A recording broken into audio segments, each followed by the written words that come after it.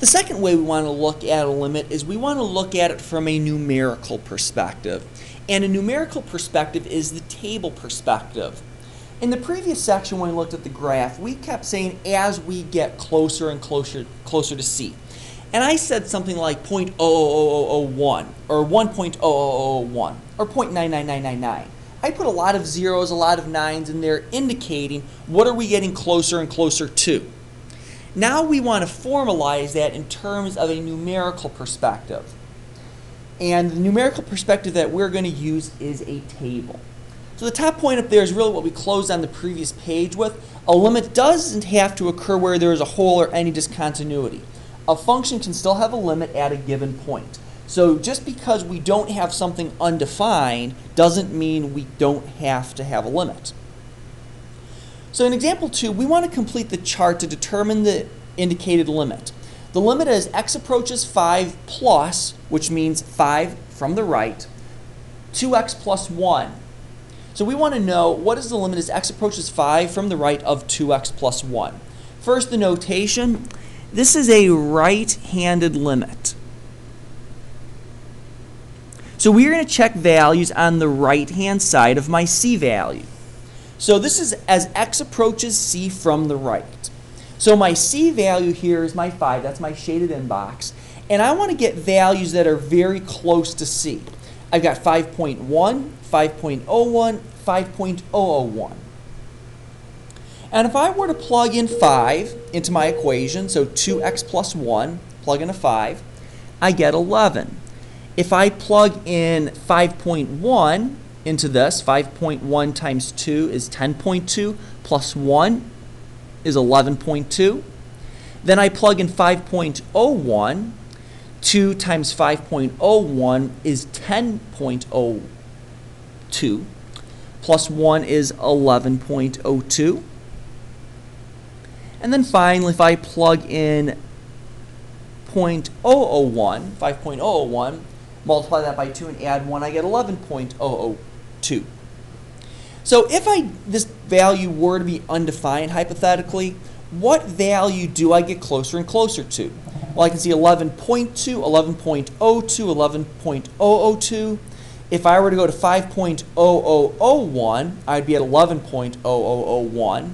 And every single time I add an additional 0 into my input, I get an additional 0 in my output, and I get closer and closer to 11. So the limit as x approaches 5 from the right of 2x plus 1 is equal to 11. Example 3, we want to look at the limit as x approaches 5 of 2x squared minus 1. Since this one is a two-sided limit, we need to check values on both sides of my C value. So you can see here my C value is 5, and I then look at 4.9 and 5.1, and I want to get closer and closer to 5. So 4.99, 5.01, 4.999, 5.001, it gets closer and closer to 5. So if I were to plug those into my calculator, 47.02, 48.8, 48.98, 49.02, 49.2, and 51.02. What value does it look like I'm getting closer and closer to? 48.8, 48.98 is getting closer and closer to 49. Coming from the other side, 49.2, 49.02 is getting closer to 49. And since this one is defined, if I plug in 5, I am going to get 49 right there. So the limit as x approaches 5 of 2x squared minus 1 is equal to 49. Even though this value of 5 is 49, remember this limit is concerned about what am I getting closer and closer to. I'm concerned about as I get closer to the C value, not necessarily what happens at the C value. Example 4 is a great example of that.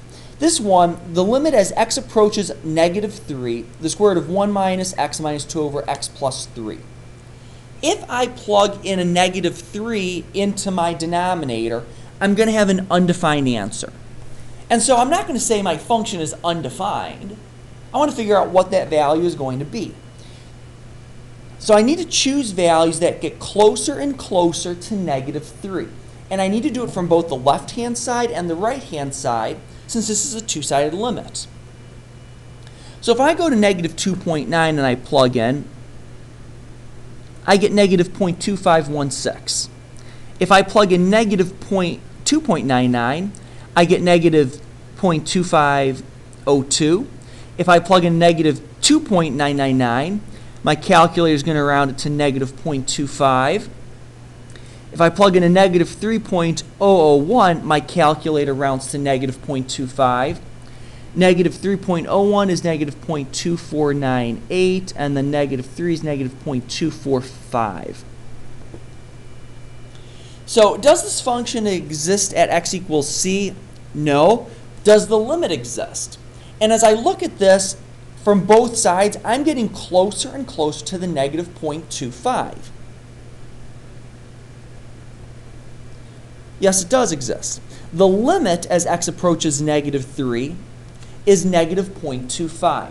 That is what the value would be if it were defined. It'd be at that negative 0.25 area right there. We're getting closer and closer to negative 0.25 on both sides. So remember, it's what value we're looking for is as we get infinitely closer to that undefined point, what is happening on each side of the equation.